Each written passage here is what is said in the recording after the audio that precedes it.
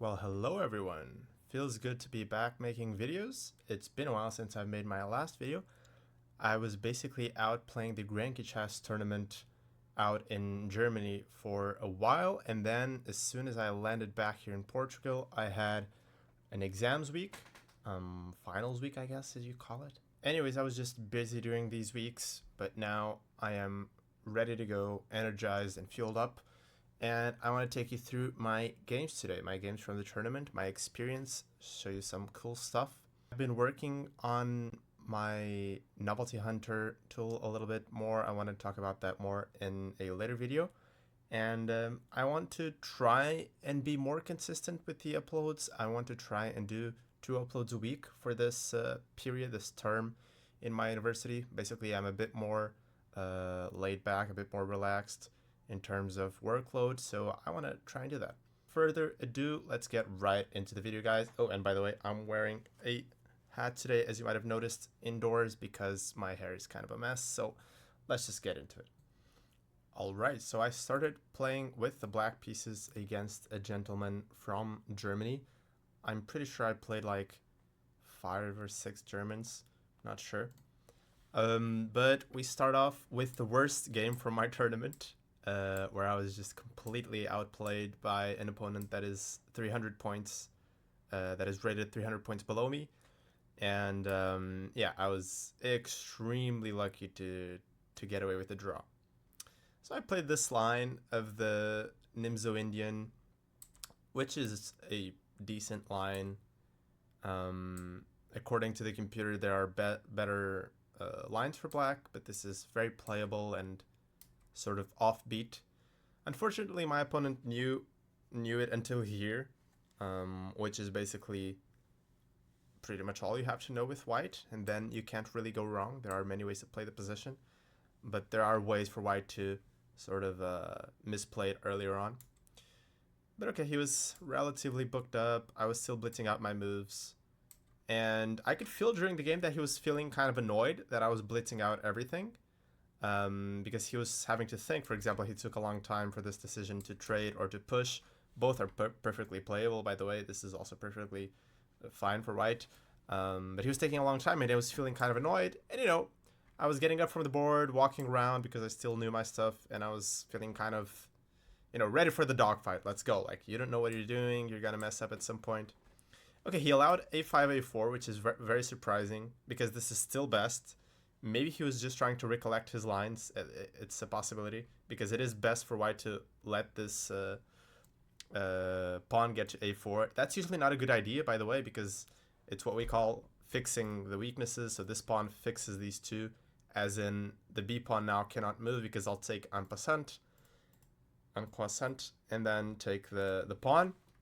But according to the computer, this is best for some concrete reasons, I believe. Okay, knight d2, bishop e6. Yeah, this is officially where my prep ended.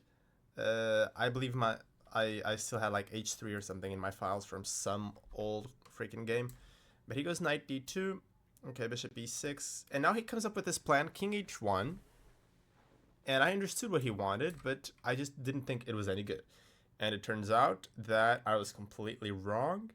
And my opponent rightfully proved that in the game. So, yeah, f4. And now my position is under a fair amount of stress, actually. Okay, I took. So it's usually not a good idea to open up the position for the bishop pair. But basically, I thought his king was kind of weakened, and I wasn't so convinced by this pawn storm, sort of. Okay, so I traded, went back to f6, and I'm looking at either bishop g4 or knight g4. Basically, the most important part of the position is this bishop on c3. So if I can somehow block it, for example, even if I had a pawn on c5 and I'm ready to jump with knight d4, I'm probably just fine. And if I had one extra move here and knight d4, I'm just better. But I can't really make it work. And he goes bishop d3. I go bishop g4, and he goes rook e1, and eventually I crumble. And like, I'm not sure what went wrong here because I didn't miss any of the moves that he made. But in the resulting position where I thought I was kind of fine, we come to it, which is here. And I realized that I'm completely screwed. like completely screwed. And it's not even that surprising because he just has this really menacing bishop pair looking at my king side. So much better was to take on e1. I believe this was like the only chance, which I considered, but then basically I didn't understand what to do here because if I go back, well, he's just taking on f6. This is just a disaster. Taking on h7 probably. But I have a move here which is rook d1. I'm not sure I consider this. I considered rook a1, which doesn't work because he just goes like b4. But rook d1 is kind of nice. And the point is that I need to keep this contact here, this threat.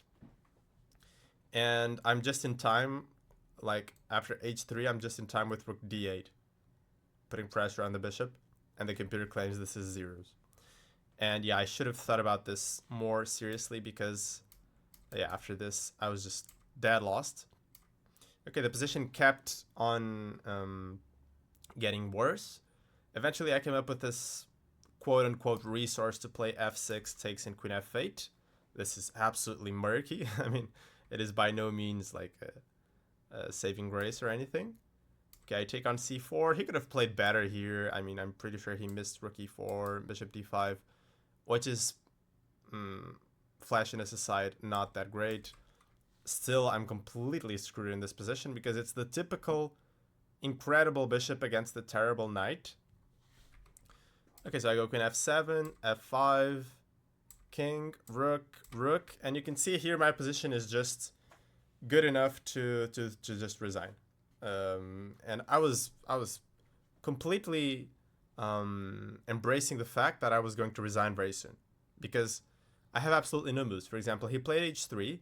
And I thought for a while, I still had some time in my clock. I thought for a while, and I came up with the conclusion that all that I can do for the rest of the game is knight d8, knight c6.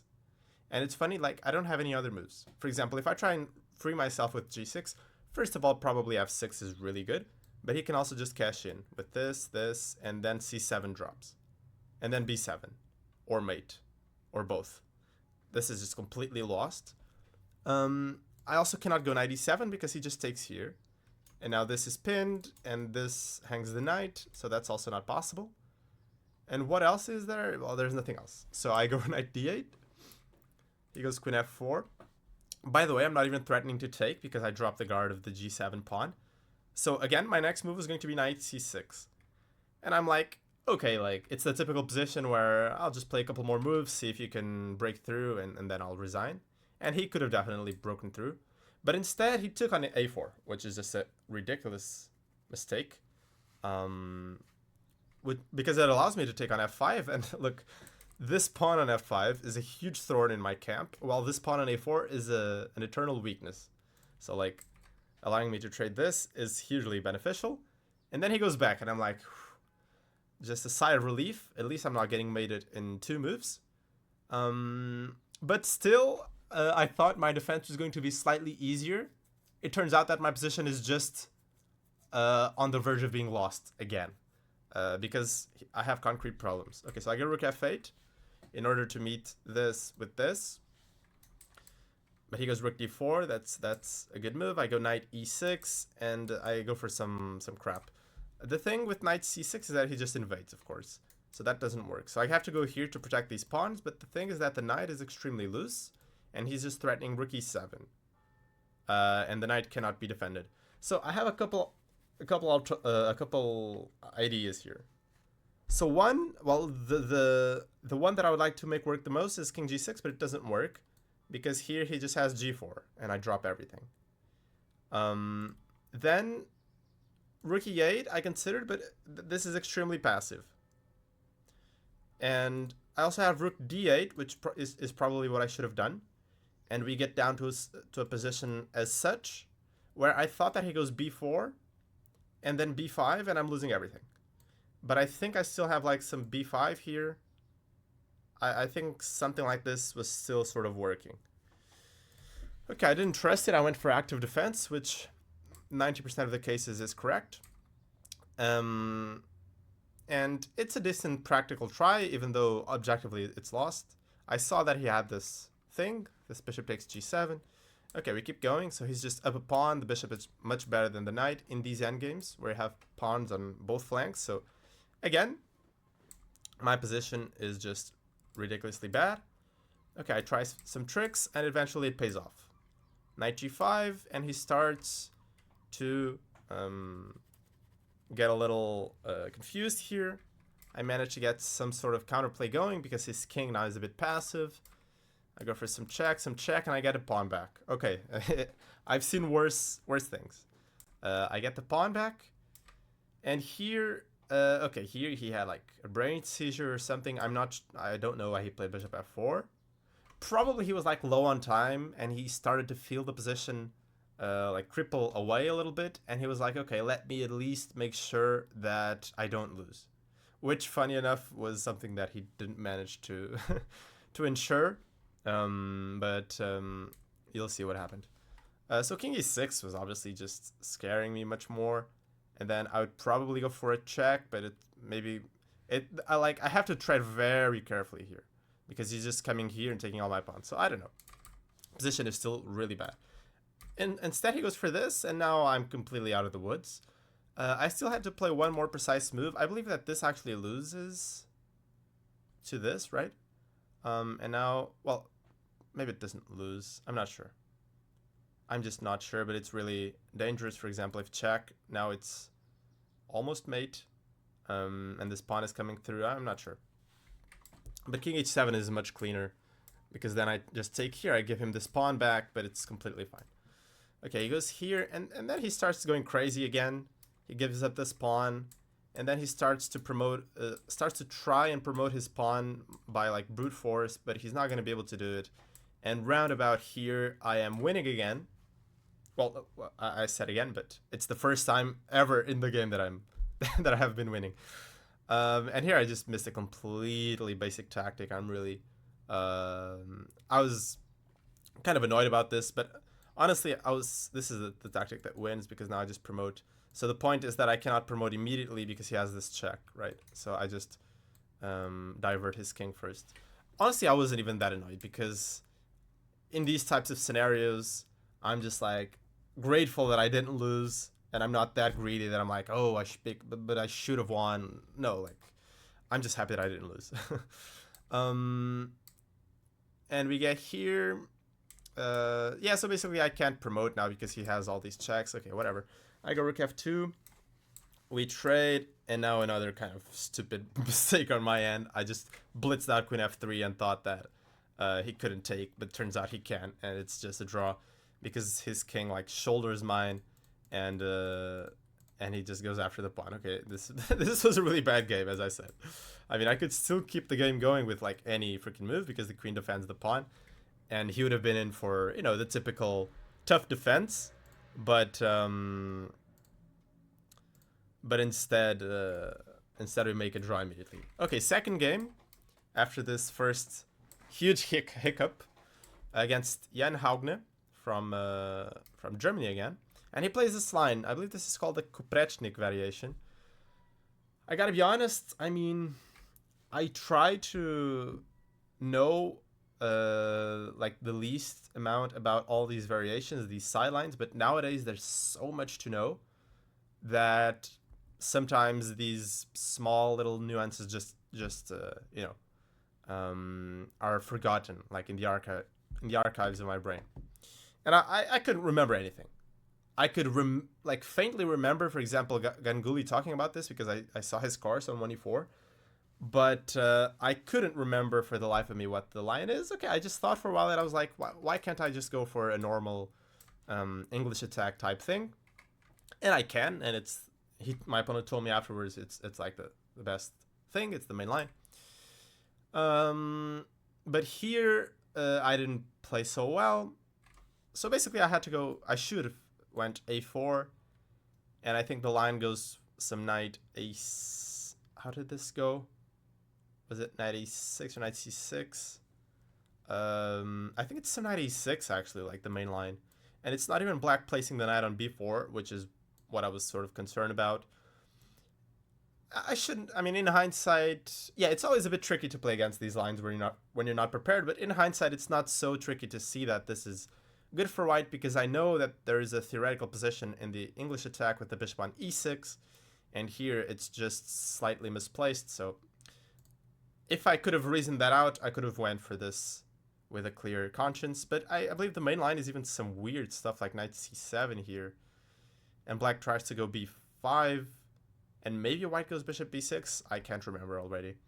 But okay, I decided to go rook a1 because I was just like, why should I castle right into where he's playing, right? Let me just castle kingside. And it's a reasonable thought. So I allow this a4, a3. I didn't think the pawn was too dangerous there. And we get to this typical Najdorf / Sveshnikov pawn structure where black is going f5.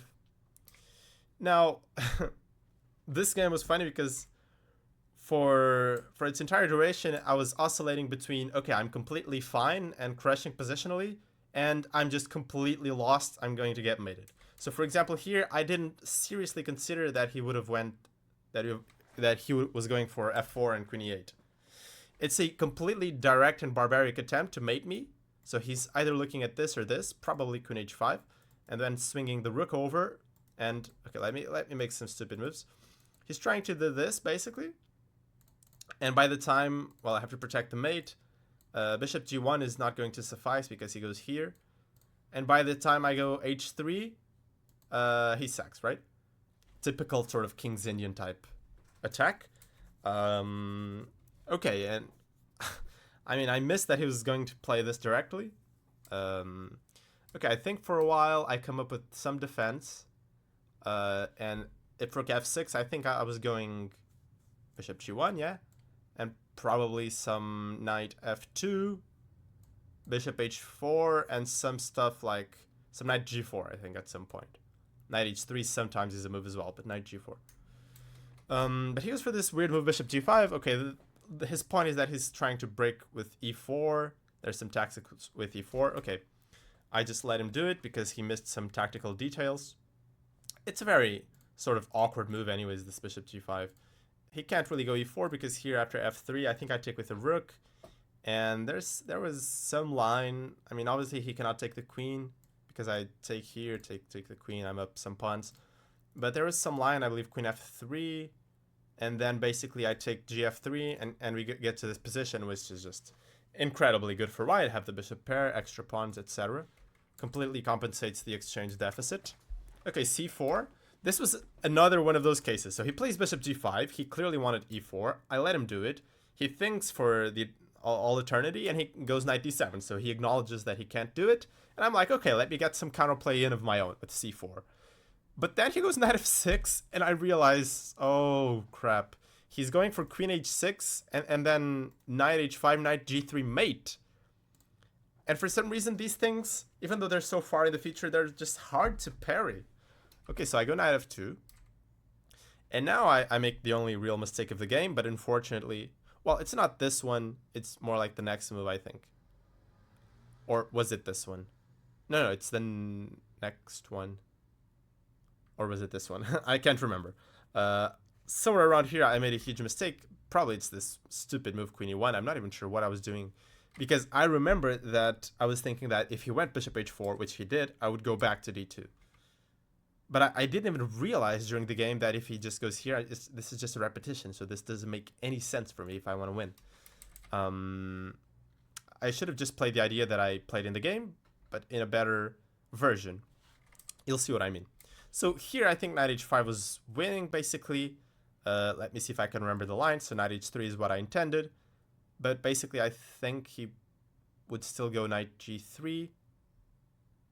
Yeah, it's this. Knight g3, take, and I thought, okay, I just take and I'm completely fine. Turns out that bishop f4 is a very precise move, which cuts off queen h2. And on the next move, how did he win? I'm not sure, actually. But I think this was winning. Maybe he like takes and goes rook f5. I'm under the impression this was winning. Yeah, I think this was winning. Yeah, we missed some stuff here. Okay, we make this ridiculous repetition, and eventually I'm forced to go for the idea that I had previously seen, but for some reason delayed. So we get to the same position, actually, because he goes bishop g5 again. And now finally knight h3, and this is better than it looks, because it kills off his attack completely. So if he takes, Sure, he ruins my structure, but look at this bishop. And now, all of a sudden, the sacrifices just don't work, and after something like this, I'm actually just positionally winning. Because my bishops are so good. Well, the light squared bishop. Okay, he goes for some move again. You can see he's kind of disoriented because he's just making moves back and forth. And I break through with c5. Okay, let's keep going. Let's not make this too long. So I get some counterplay in with c5. He goes a bit desperate here with g5. We make some repetition, but I'm not really interested in repeating. So I take. He takes, goes knight g3. This is scary. This is for sure. This is scary. But it's all sort of within control. So if he just sacrifices the bishop, it doesn't work. He doesn't have any more material to mate me with. He tries to get the rook involved. I get the king out of the way, activate my pieces. He goes g4. I believe there was still some mistake or inaccuracy around here. But he was in time trouble anyways, so you have to play practically and just try and flag them. Nakamura style. But here, yeah, he's just dropping everything. So I take the bishop, and the simplest thing you can do when you're up material is just trade everything down, and he just resigned. Okay, let's keep going to the next game. Yeah, another game where I suffered against a weaker, well, on paper, weaker opponent. He goes for this, I believe it's called, is this the Neo-Catalan or is this the reversed Benoni? I don't know. I go for this line with h6 and then queen d8. I mean, I wasn't really seeing how I could avoid the repetition here. Like if he just attacks the pawn, turns out I can just go e5 and it's not really a problem like rook e1, and I can, because he's threatening knight d4, but I can just block the file with bishop e6, and I think this is fine. Like some c5, I just go back, and I think this is fine for me. But I went queen d8, and I quickly got a horrendous position, even though I didn't play necessarily bad moves. So basically the whole point of the position is that black is trying to go e5, and then if I can get e5 and then the bishop out, I have the bishop pair, and usually I'm doing fine. Well, it depends a bit, but usually. And at the same time, I want to stop these pawns from rolling down the board. So bishop c7 would make more sense to go e5, but the problem with this is that it allows like knight c4 because it's not putting pressure on the c5 pawn.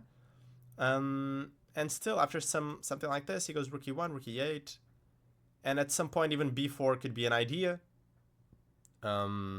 Sometimes, and also like, yeah, I mean, for sure I have to study these positions better because during the game, I felt so uncomfortable. It felt like white was always pushing the tempo of the game. So I went with the bishop to e7. He goes queen a4, wanting to go b4. I stop it. He renews it. He renews the threat. I get rook a6. This is kind of seen in the Bankos or Benonis very often, right? This a5, rook a6 maneuver. Just getting out of this diagonal and also more concretely preventing b4. Okay, we keep going. And eventually here, I didn't know what the heck to do. Because look, it's incredibly hard for me to get e5 through. Like, if I go f6, well, it's just the worst move humanity has ever seen, weakening all the light squares. So I'm not going to do that. Computer comes up with queen d7, which is incredibly awkward, but I guess black is in time if he says we are. And then rook d8 and then queen c7 in order to protect the pawn. And finally, like the queen on c7 is vital because then I can go e5. I come up with queen c7 immediately. Point is, what happened in the game? I give up this pawn, I get the pawn back on b2, and we get to this position. Which is murky, which is annoying, which is difficult, and in which I have 0 winning chances, which is just great against the 2170 opponent. But okay, sometimes it is what it is. You just have to get through these tough rounds and hope that some future opponents play worse or that the opening goes your way. But this rook b1, it was actually kind of imprecise, even though it's the most natural move by far, because it allows bishop d7. And the point is if he takes on b7, I can take this, and then take this, and this rook is hanging in the end. So more precise was queen b5, exclamation mark. I saw this during the game, and I didn't really know what I was going to do. I was still very much feeling the heat here. But okay, so rook b1. I go here. Now I could have went bishop c6. I wasn't too sure about this in general. Like pawn takes is what I have to do, I think. And I wasn't too sure about this. Like, I got rid of the weakness on b7, but the pawn on c6 is still rather weak. But I get counterplay against this one. This should be alright overall. But I was trying to be a bit more ambitious because, look, if I can get rook takes c6, I felt like I had a bit more winning chances. That might not even be true, but... okay, knight e4, bishop e7. The game was drawn very quickly. My opponent didn't really try to win at this point. Or maybe he just felt that he could also be under pressure sometimes. So we just go down to this, trade. I tried putting some symbolic pressure here with rook c8. Because basically, okay, this rook b6 is also precise. Because the worst thing you can do by far in these endgames is go passive. Here, he cannot even go passive because if he tries to protect this one, he drops this one. But even if, let's say, the rook was on b5 and he can go rook a2, this is just about the worst thing you can do in these endgames is go passive. Rook b6 is kind of, it's pretty easy, but it's precise because if I trade, go after the pawn. Well, I cannot take because now he just makes a queen. And if I go after the pawn, I think he goes like rook c5 or something. And it's an easy draw. I tried putting some symbolic pressure with rook c8 and king f8. And he eventually does go passive for a moment, which for 1 second gave me like a glimpse of hope, but nah, it's nothing. And okay, we just make a draw. Let's keep going with this. Oh, this one. Okay. This was my best game in the tournament. And it's a game that I can say that I'm actually proud of. And I had a little bit of a Tal moment. Maybe scale down like 2 orders of 2 units of magnitude. Okay, another Sicilian. By the way, in all of my white games, which I think were 5, my opponent played the Sicilian. So take your considerations into how popular the Sicilian is compared to other lines, other variations. Okay, he goes for this dubious move order with g6 because it allows this and this. Basically, I was trying to recollect this for a while. Let me just show you. There's a trick here. Usually, it's a bit dangerous to take these pawns in the dragon if you're not sure. But after recollecting my lines for some time, I remember that there's this trick with e6, which just wins for white. Take and queen e5. This is kind of pretty, actually. Okay, so he needs to take... Well, he doesn't need to... Okay, there's some other lines, but whatever. He took like this. And he went down to this sad endgame. I went bishop f4 here, not bishop c4, which is far more natural, because my point was that here I wanted him to play king c8, which congests his development much more. So if king e8, I thought I had knight b5. Turns out this is just a bunch of rubbish, and I hope I would have seen it during the game, because here I win, sort of Morphy style, with something like this. But here, the big question is, what the F am I doing? And yeah, I need to resign. So, king c8 was probably imprecise. Okay, we keep going. a4. Knight d7. So, of course, his position is relatively solid, but it's like, when I'm playing below, this is the dream scenario for me. I like endgames. I don't mind pressing you down in a slightly better endgame. And yeah, if you can defend incredibly well, get the draw, sure, but it's hard. I go knight e2, putting some pressure, so I want knight d4. Already I'm not sure what black is supposed to do, honestly, because the position feels congested. For example, I was considering this for a while. Knight, pawn, and knight takes b3. I consider this for a little bit. I can choose to give up, like, to get the 2 pieces for the rook, or to get the piece for 3 pawns. He has some concrete problems with knight c3 because he has to give up one of the bishops, like for example bishop b3, knight d5. And I think I was still doing quite well in the position as such, because his king is just a mess. Okay, he goes f6, which is an incredibly weird and dubious move. And here was one of those moments where I hadn't been this proud of a combination of mine in a very long time. And man, I can tell you, like, these are the types of moments that I play chess for, like, absolutely 100%. And they're so rare as well. So I thought for like 40 minutes, 45 minutes, and I came up with a very long combination. I'm not going to say it's particularly hard, but it's very pleasing and beautiful. And I'm mostly proud that I managed to work out all the variations and like I didn't have any mental confusion. I saw things very clearly, and I didn't miss anything important. So that is mostly what I was very proud about. So it starts with knight d4, fair enough, and now the key move is knight takes c6.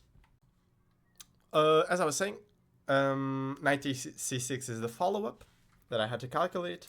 B takes c6, bishop a6, king d8. Now I sack the rook as well. I'm not gonna say the cringe Levy-Rosman meme.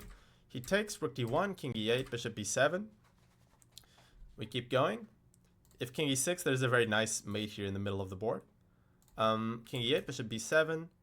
Now the key move is e5. I take, and well, the key move, that's the obvious move. But now the key move is king e7, which he missed. And this would have definitely kept the lights on, even though like black is objectively lost according to the computer, and practically also probably lost. So I got down to this position. I was trying to reason out which line is best, because look, there's a lot of possibilities in this line.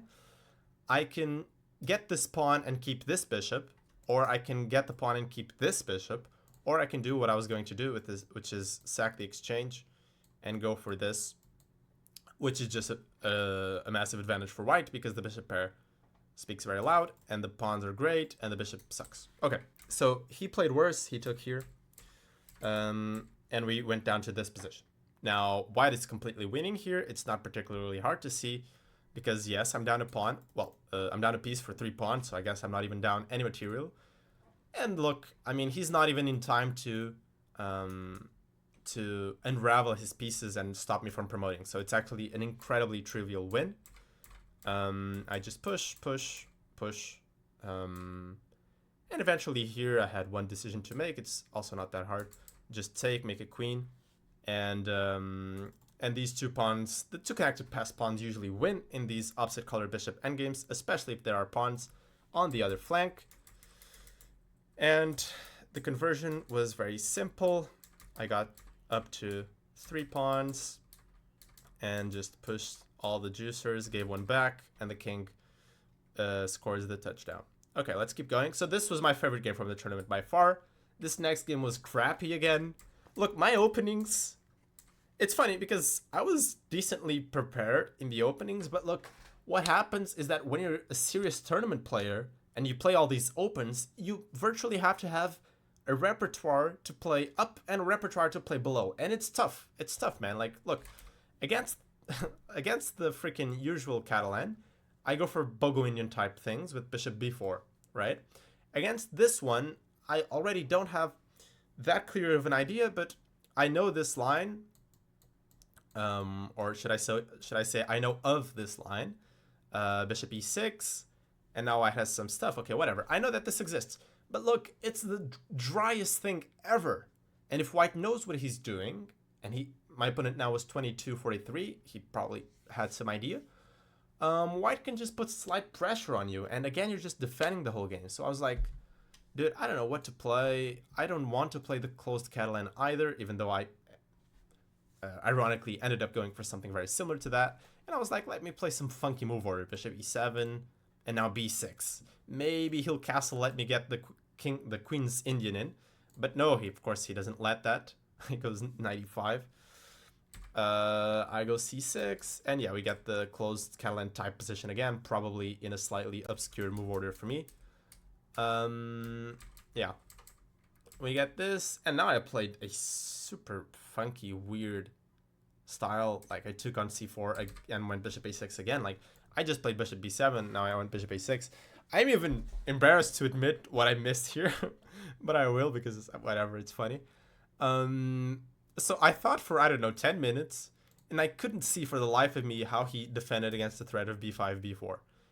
And I just looked like a moron when he sort of quickly played b3, which is the most natural move, and this. And I realized that after b4, he just goes knight e2. Yes, I did miss this. Yes, I'm almost 2400. It happens. You can see also a lot of the inconsistencies with a player of my caliber. Like, in the previous game, I calculated like my heart out, like I mean, I showed you like the main line, but there were some side lines, of course. and you have to look at things very clearly. And now I just missed like the most ridiculous thing ever. Like, it happens. Okay, so my strategy for this game is like, okay, I have a terrible position. All my pieces are cramped and passive, and look at the Sander, his pieces. He almost has like a textbook position out of those beginner books when it's like when they teach you like, oh, if you can get the ideal development, you should get your knights here, your bishops here, your pawns in the center. This almost looks like a position taken out of some book like that. But my strategy was like, sure, my position sucks. I'm going to sit very tight, try and not blunder anything, and you still have to beat me. And he failed in doing so. So, yeah. When you're lost, you have to think to yourself, okay, let me do the best that I can. And if there aren't any, if it's not dynamically lost, so if it's just positionally lost, look, he still has to beat me. He still has to find the way. And here he thought for a long time, he went h4. And I played h6, like almost blitzed out, and I offered him a draw. And I was like, dude, you know what the fuck you're doing. He declined. Okay, we keep going. Bishop a6. And now here, this was just ridiculous. Okay, we just made a draw here because for some reason he was not really understanding like what he should do. I think that at some point he can go f4. But I don't know if he could do it here. I mean, he always has to take into account some c5s. But I think he could have went f4. But I was just a bit disappointed with myself because, look, when I played bishop a6, I saw that if you played queen f3, I had this tactic, which is really basic, really freaking basic. The pawn is pinned, and he removes the rook, and I just take the freaking pawn. And the computer says this is zeros. I don't give a crap. Like, I'm playing this for a win, for sure. But then when he started playing this, maybe I was so, like, draw focused in this game that I forgot that I could play for a win, and we just made a draw. Again, I'll take it. Look, any game that... Oh, this was a draw, not a win. Any game that is... where I was suffering and lost, according to the computer, for a long time, and I managed to escape away with the draw, like, I'm happy. Of course, I was happier with the win, but... Dude, I'm not that greedy. Okay, another Sicilian. I have the white pieces. No, this was a win. Sorry. Saying sorry to myself because you can't even see the results, but... Okay, main line, freaking Richter-Rauser. This line, for some freaking reason, I didn't have this completely natural sequence in my notes. I don't know why. I had some other stuff. I believe I had this main line, which was similar to the game anyways. But for some reason, I didn't have this, which is incredibly popular, and I knew of this, but I don't know. So I didn't have any concrete prep here. Anyways, I played in a similar fashion. We get to this position. Here, I must admit, I was scared to play a4, which is the best move. And it's the best move because it weakens your king side for sure. Oh, I don't know if you can castle, by the way. That's just a quick tip. There was always this problem hanging that I knew beforehand. I knew of this before the game, but actually here there's queen c3, right? Funny. That's funny. Okay, maybe it works in this exact instance. But anyways, what was I saying? a4, and this is best because it gives you a lot of stability, like knight b5 or bishop b5 or possibilities now. I was a bit afraid to play that, not gonna lie. I played a4. He played a4, I played a3. And here I came up with this idea to go knight a2. And so my idea is like, I want to bait him to go d5, which is by far the most natural move because look, my knight has went away from the center and he's trying to liberate his pieces. And I'm also on the cards with knight b4. So he goes d5, but I was sort of baiting him to do this because I thought he was going to miss what I was going to do. So we trade everything. Takes with the knight. And he misses. He should have taken with the knight here on e7, not with the queen. And he misses that after rook e1, he actually has he's in a pretty difficult position. Because he cannot castle due to this tactic. And after queen f6, I had this this threat that I saw with knight c3. And this is very annoying. If he takes, I have this check, check, and I'm picking up the rook. Now, spoiler alert, I was surprised to learn that the computer says this is a mistake. Knight b4 was the way, because he can actually freaking take. And if we continue the line, basically he attacks my queen in this sort of weird manner, and I don't have any checks. I go back and he just takes. And this is not the end of the world for black. It is a very simple comparison thing to see with white. But basically it's a matter of I cut the variation short too early, right? Okay, he castles, he misses that, and we get down to this position, which is just beautiful for white. White is completely winning. Because all his pawns are extremely weak, and the only thing I have to do is not get mated. Easier said than done. Okay, I played this extremely safe, maybe too safe. I left too many chances on the board. For example, well, it was really just one. It was just this moment. I could have taken on a4. Sometimes you have to indulge in tactics, even though your position is so positionally and statically beautiful. Sometimes you have to materialize your advantage. So his rook is hit, and if he goes rook e1, this is just like... this is not as scary as it looks. And yeah, he has some checks, but my king escapes. If I want to play this really safe, I think I can even go queen c2. Maybe it's even a better move. Instead, I go rook e2. A bit scared. Okay, but I managed to get the pawn. So better was to take and go queen c6, and he was still in the game. But he drops this one, and now the rest of the game was pretty funny, because I was just trying to harass him with the queen exchange, and he was always trying to run away. By the way, he has a threat, even though he might look like he's, just making random moves, waiting to resign. He has a threat to win the game, which is like, let's say I go rook e7 or something. All of a sudden he has rook a3, and he wins. He wins because if I take with the pawn, it opens up this square, and this is mate. And if I take with the king, he has this check, and then this check, and he wins. So even in the safest of positions, you always have to keep your eyes peeled out for these things. So queen f5 is a clutch move because it defends the b1 square.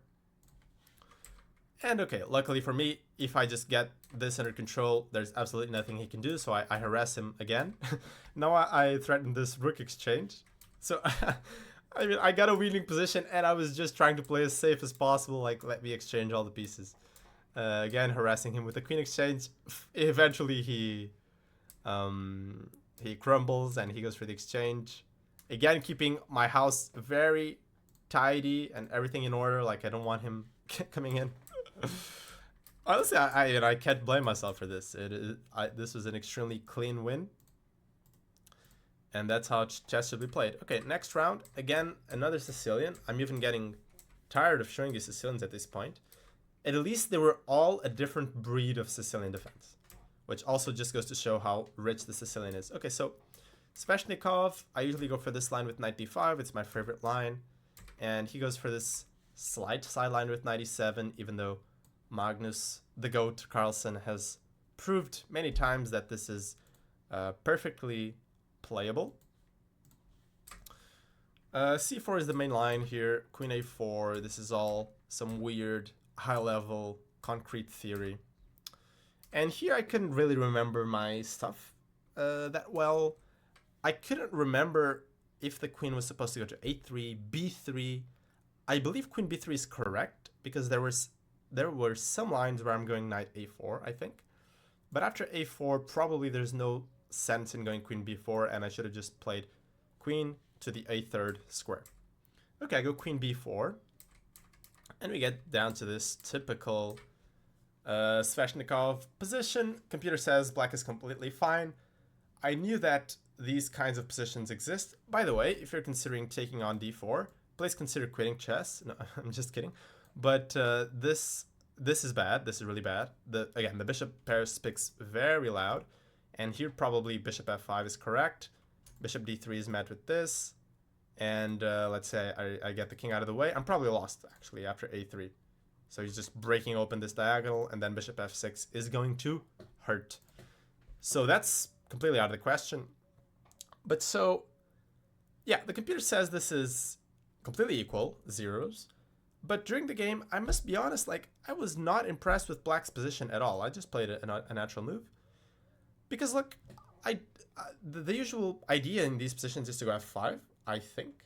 But I don't know what he's trying to do afterwards. I'm not sure.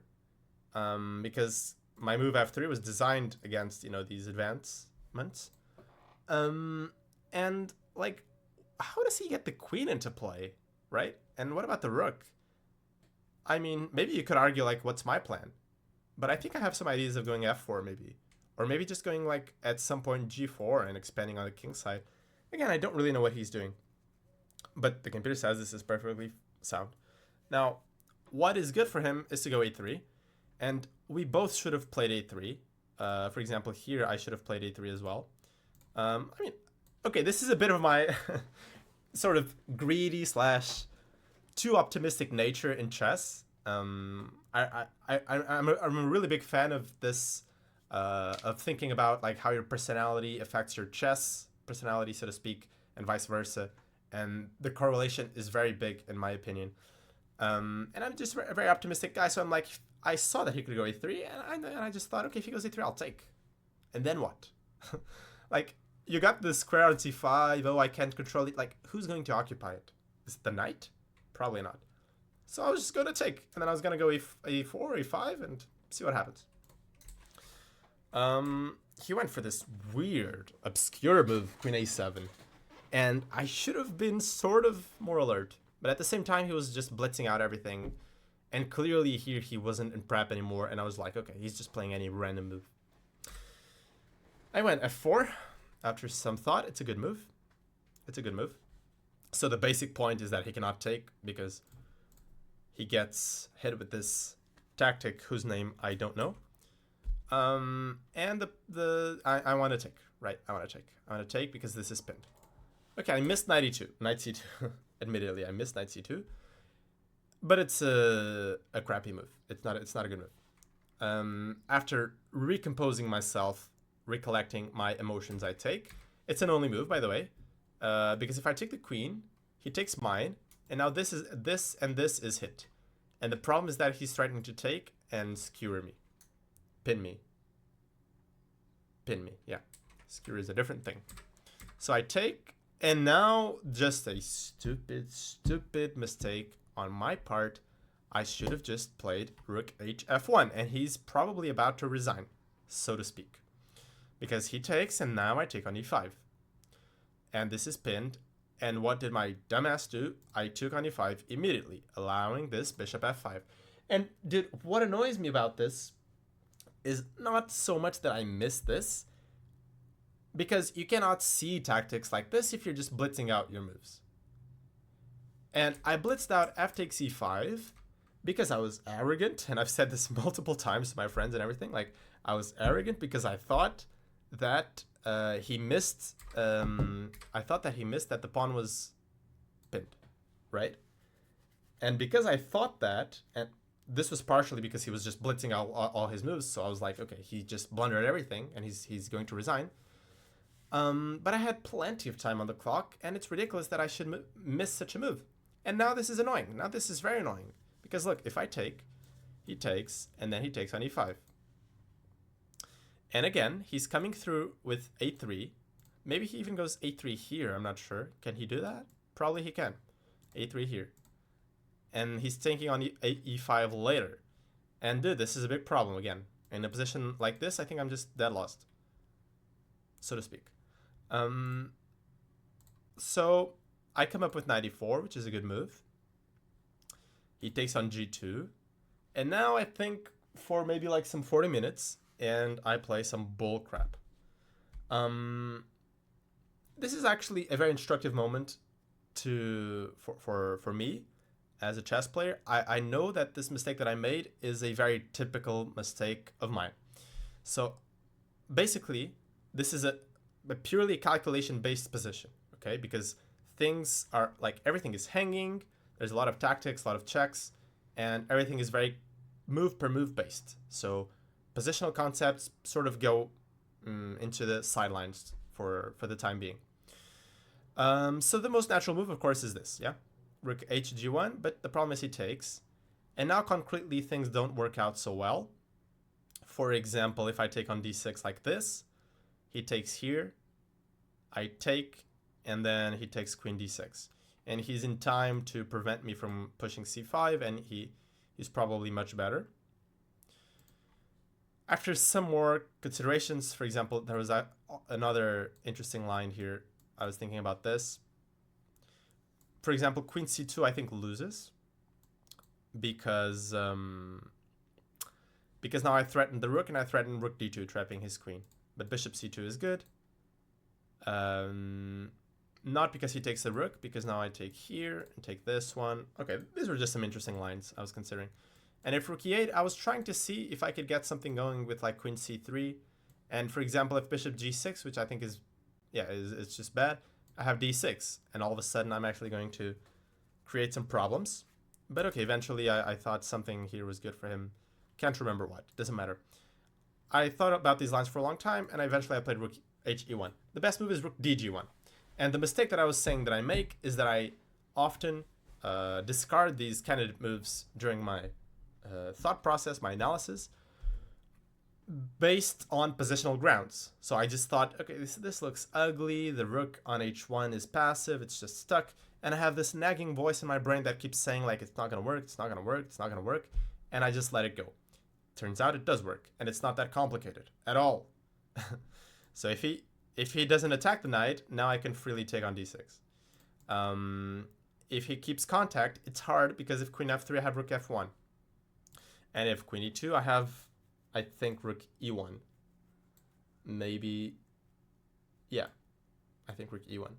So it's not that complicated. So I just shut this voice up in my brain and calculate.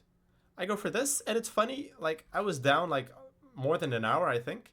And I thought I was going to lose, for sure. Because I'm losing all my pawns. I go for this crap.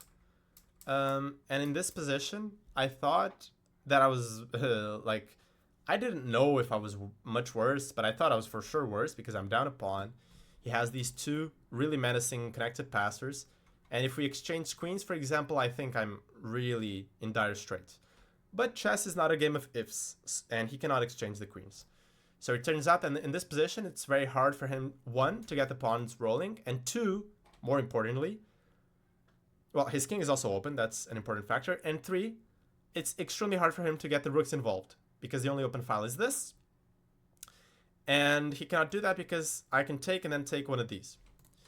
So my position was much better than I thought, and the computer somehow says that I'm winning after a3. Now that is really a surprise for me. Again, it's an example of me, like, psychologically just trying to hold on and thinking that I'm worse and I need to make a draw, and I wasn't really thinking about winning. Anyways, I go for, even if I was thinking about winning, I'm not sure I would have realized that rook e3 is a bad move. And it's a bad move in the sense that it allows him to rid himself of this weakness. So he just gave me a pawn for free, but his position improved massively. So a3 was the best move. It's not such an easy move, I don't think. Rook e3 is very natural. Okay, we get down to this position, and again, I was like, dude, let me just get away from this and make a draw. I don't really think the position has much going on. It's definitely playable, but I don't think I have anything special in the current position. Okay, now we get down to two very good games on my part, so I'm quite happy about that as well. First game was against Megan Paragua. I believe she's a FIDE master, like an absolute FIDE master from the US. Okay, I played some Caro-Kann business. I briefly saw before the game that she always played the Panov. I don't think I've mentioned this yet, but oftentimes my preparations were really bad because, like, I just knew the lines that I had studied back home, but like back home here in Portugal, because during the tournament, the way Granca works, it's always like double rounds, so there's no time to prepare, like never, right? This game I prepared like 15 minutes during the morning, like right when I woke up. Okay, I go for this a6.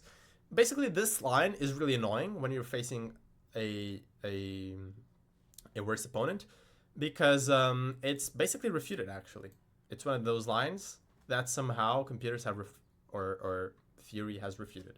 So bishop g4 sort of refutes this. And now there's a very long line which I will not show, but it starts like this: take take, and how does it go? E6, take this, take whatever. It keeps going. It ends up in a it usually ends up, well, either with a complicated perpetual by white, which is a bit annoying actually, and I don't know that, and I might get mated if they play it against me, or in a drawn rook endgame. Anyways, this a6 keeps the game going. I go for this funky looking bishop e6, but I think it's the best move. And now this funky looking knight a5. I wouldn't recommend this at home at all, what I'm doing. And let me tell you, like, I'm usually a very principled guy when it comes to chess. As you might have noticed, like, I like to respect the fundamentals, respect the positional concepts, keep everything sort of nice and tidy. I don't aesthetically like what I'm doing in this game, but I was liking it for concrete reasons, and I was putting some time into this, so I wasn't blitzing out anything. Okay, she plays this, which is just very bad. But I realized that her idea was to go for this endgame. Again, guys, if anyone with a rating below mine is watching this video, I am 100% thrilled to go into this position against you. Because what I'm most scared of when playing below is losing. If I can get the so-called two-result game, which is like a game in which I'm slightly better in an endgame and I'm pressing forever, and the risk of losing is very minimal, I'm as happy as one can be. And even though I have these ugly doubled pawns, they're actually known to be quite useful in these positions. Anyways, that gets fixed as well. And now I have this position where, again, it might look sort of equalish. It's not, because her bishop is way worse than mine. And because she has the weakness fixed on the square, on the color square of the color of the bishop. And this weakness on c6 is much easier to defend than these two. Okay. A slight mistake here on my end by going rook a4, because the thing is I completely underestimated this b3 move, which is just hanging this pawn. And I thought, well, I came to this position in my mind, and I was like, I saw some f3s, some h3s, some way to directly try and get the pawn back, but there aren't any. What there is a lot of compensation after rook d1. And now, no matter where I put my king, she's going to come through with bishop e5, and it's hard to defend this pawn. So we probably make a simple draw there. Maybe white even is pushing in some lines. So I have to go back. And this is slightly dubious because I allow her to go a4. And in my view, this is very dangerous in terms of trying to play for win. I have to go b4, by the way. If I do something else, she goes b4. And even though she fixes all her pawns on the dark squares, like one of the best things you can have in endgames is protected passed pawns. And this one is going to tie down one of the rooks or the king for the rest of the game. So this is bad. So I go b4, she goes rook a2, and I go rook b8. I want to go there. And now a very, very bad mistake is this bishop e3. I don't understand this at all. I don't know what she was trying to do. Because, like, not only is the move bad, but I don't even know what the idea was. Because I just go bishop d8 now and she has to come back. There's no way to save the pawn. Now I get to this position. This is an interesting moment. So I have two ways of going about business here. One is what I did. This little tactic, which just gets me down to a rook endgame where I'm up a pawn. Very safe, very controlled, great winning chances. But then I could also go for this, which I saw. Bishop b6 is the key move here. And now she can't really remove the bishop because of this pawn, and so I'm just taking there next. So basically I can choose whether I want to go for the rook endgame or the rook and bishop endgame, and this was a slight mistake for sure, or just an outright mistake in practical terms, because as my trainer explained to me, like, rook endgames have a much higher drawish tendency than rook and piece endgames and minor piece. So here I would have had more winning chances. Okay, I go for this. I was pretty confident that I was gonna win, and I did get a winning position. Here g5 is a nice move. Usually when you're the side that is pressing these endgames, you should aim to go g5 in these positions, because the ideal setup for the opponent is like this: f2, g3, h4. So g5 stops that. Okay, we keep going. Great endgame. Up a pawn. Her rook is passive. Mine is active. Okay, we flip the moves a little bit. And eventually here comes another practical mistake. Not objective, but practical. Well, honestly, I don't know. This is one of those moments, like, I don't know what the hell I was thinking, like, because I know that I considered f5, which is much simpler than what I did. But I don't know why I didn't play it. I think I might have missed, like, that after rook h7, I have g4, which is a nice move. Point is, if rook h5, I have f4, and I get the rook. With this little... Is this a skewer? No, this is just a discover check. Or attack. So after this g4, if she has to go f4 and I take and she takes, this is completely winning. I have this passed pawn, this pawn is a weakness, etc, etc. So this was just much easier than what I did. I went king e5, rook c7, and converted down to this endgame, right? And here we can see that concept of rook endgames usually being drawn in full effect, because I thought this was winning, and it is, but the margin for error is much smaller than what I thought. So I thought that due to her king being cut, this 4 against 3 would have just been easily winning. Turns out it's not that easy. But again, g4 was an easy enough move. The reason why I didn't play this is quite instructive. So the mistake is not that I didn't see it or think it was bad. The mistake is that I thought I could just save that move for later. And the instructive part here is that if you see a good move and you think it's good, you should just play it. Like, don't save it for later, unless there's a very good thing you could do meanwhile, a very productive thing. Otherwise, just play it. Because I go king d5, and go figure, the position is drawn already. So I was thinking now, I don't even know what the difference is. Oh, probably it's that she gets a check and then she takes. That's probably the difference, I think. Even this sometimes could be lost. Even this could be lost sometimes. Not sure. And wasn't it the same here? Why wasn't it the same? No, because I hit the rook. Yeah, that's probably the difference. So after this, it's drawn. And after f5, she goes h3, and it turns out this is a fortress. Right? This is a fortress. There's no way for me to break through. Okay, so we shuffle a lot here. Shuffle back and forth. And here I was completely just saved by the fact that she was in time trouble. So eventually I try and do something with h4. And she thinks, gets her clock down to like 5 seconds or something, panics, plays f4. Which is just a very bad move. If she had some more time, she would have obviously realized it's a very bad move. This loses the game. So what she needs to do is not that easy, because again, you don't want to do passive defense in endgames like 90% of the times. But here, like, if you don't have an alternative, you have to. So she needs to prevent this check. And now there's no way for me to break through.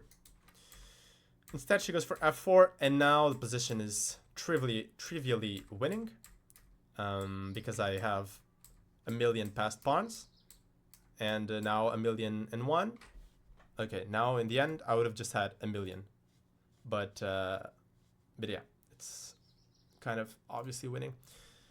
Okay, and the last game was pretty good as well. Another Sicilian. I have the white pieces. This time, okay, this is, I should say, this is the only game in the tournament that I was playing above. The only one. I was playing against this grandmaster from Ukraine, Nazar Firman. Okay, he thinks for a long time, he goes for the Sicilian. Then he thinks for a long time, goes for the 4 knights. Luckily, I was well prepared.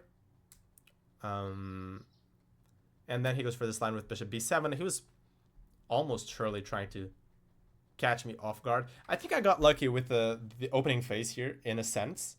I mean, of course, I was well prepared, and no one can. That's not luck at all. But what is lucky is that, like, look, by the fact that he was thinking so long on the first move and then on the four knights, I think he was trying to throw me off. So he probably thought that I had seen his games, and I had some preparation in some pet line of his or something. That's what I think. But the reality is I had okay. The reality is I had no idea who I was going to play, when I was going to play, with what color, and I only learned about all that once I got to the board. Because also in this round, in the last round, some friends of mine came to visit from a different city, and so we had lunch with them and stuff. And once I came to the board, like I checked the pairings like 3 minutes or maybe 5 minutes after the round started. So I had no idea who the hell I was facing. But by the fact that he was taking so long, I think he was trying to throw me off. And it just so happens that he ends up in a line where I was kind of well prepared. So I played this bishop g5. Again, I can reveal this. This is not a big revelation. This is in Ganguly's course. It's a very nice novelty that he recommends.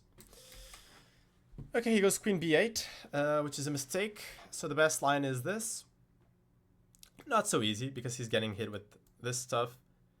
And now what is most difficult... how did this go? Yeah, bishop d2. For example, like the most natural move, and he thought for a long time here, he didn't know this.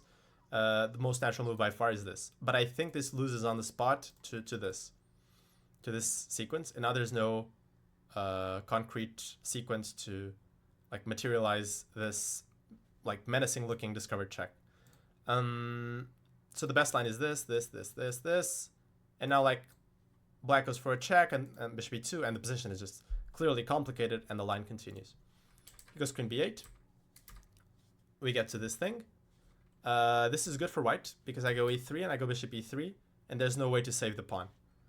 It turns out I couldn't remember this already. I couldn't remember queen b8, but I like figured out during the game what made most sense, and then I saw in my notes that my notes actually ended here, just saying like plus minus.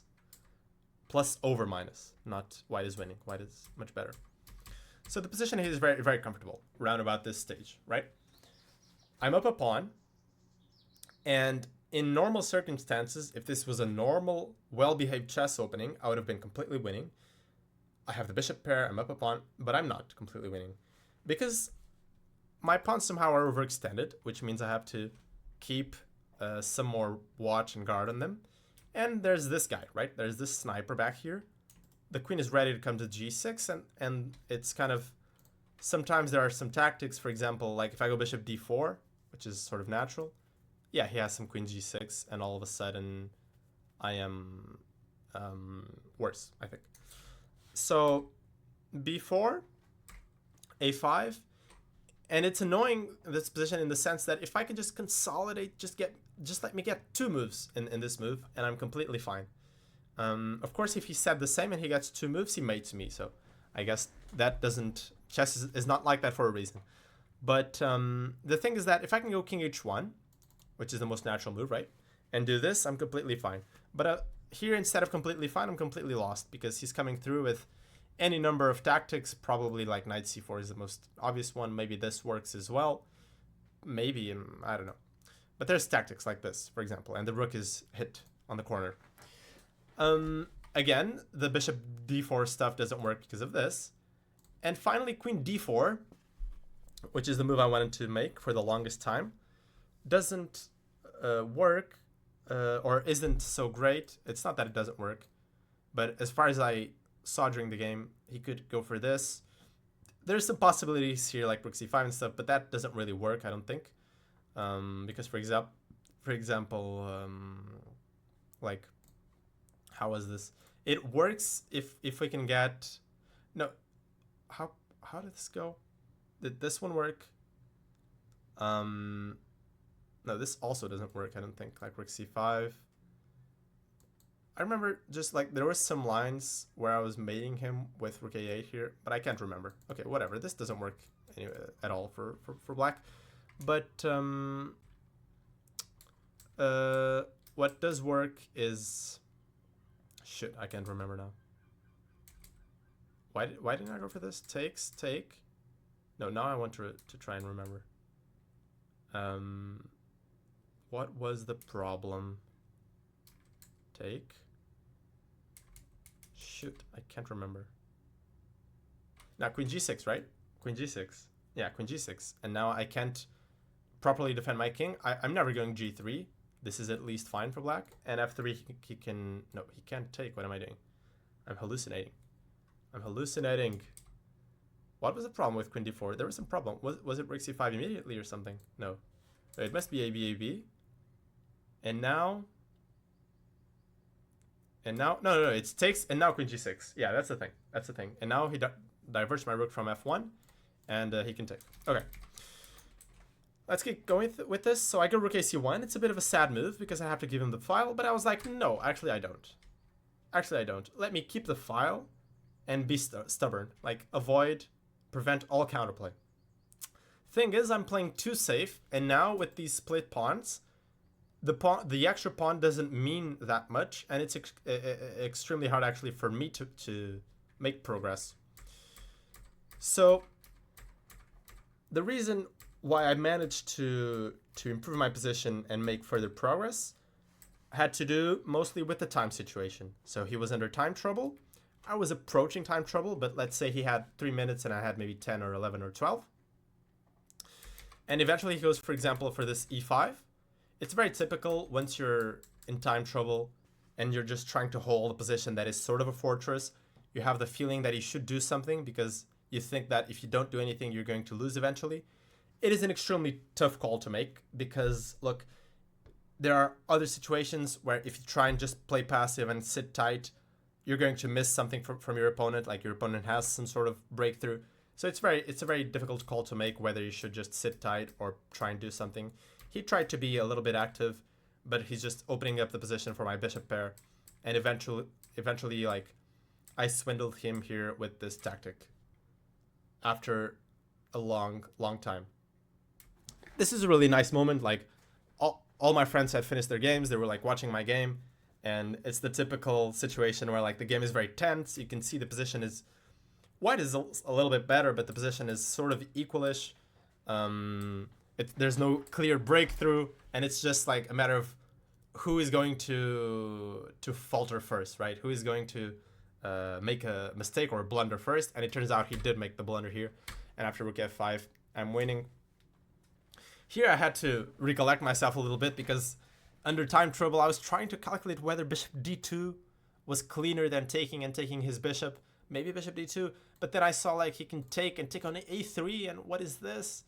But yeah, you just can't see crap in time trouble. There's no, you just, like, I have sort of a set of guidelines for time trouble. You should avoid tactics as much as possible, which is ironic with this game in consideration. You should play as simple as possible, not open up your king, not do anything fancy. So it's a good decision that I didn't go for this. But this is also kind of easily winning because in the end I have c6, which is sort of the key move. But this is completely winning as well. But it just scared me for a little bit because I hadn't seen this knight f4. And this could really be a problem because after rook d2, maybe he could have, he did play knight e2, but maybe, for example, he could have taken here. Maybe this could work if the bishop was somewhere else. But it doesn't work because I just go rook e1. So we get down to this position, which is completely winning. The bishop pair is just a pair of devils, as they say here. And eventually a nice little finish, c6. Point is, after queen c6, I have bishop f3. And the bishop redirects itself with tempo to the d5th square of the board, and it wins. So that's all for me today. This was another great experience at Grenke, a very long video as well, but I hope you enjoyed it. I hope the commentary was sort of enthusiastic and not too boring, and I'll see you guys soon with more videos. I want to make some videos about like opening novelties and stuff like that, so stay tuned for that, and I'll see you guys very soon. Peace out.